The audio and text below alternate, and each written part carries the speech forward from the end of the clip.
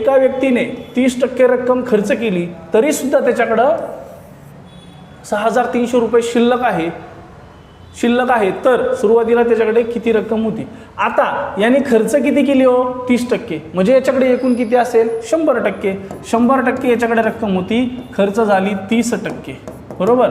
म्हणून त्याच्याकडे आता शिल्लक राहिली किती 70%, म्हणजे त्याच्याकडची 100%तली 30% खर्च झाली, मग शिल्लक किती राहणार 70% अमाऊंट, म्हणजेच 70% हे म्हणजे किती दिलेत 6,300।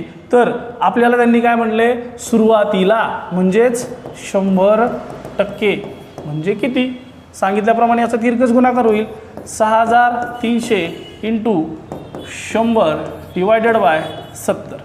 शून्याला शून्य गेला, त्यानंतर 7 1 7 7 9 63 उरलेले 2 शून्य आले, म्हणजेच 900 गुणिले 10 म्हणजेच तुम्हाला पर्याय क्रमांक 4 9,000 रुपये हे त्याचं योग्य उत्तर मिळेल।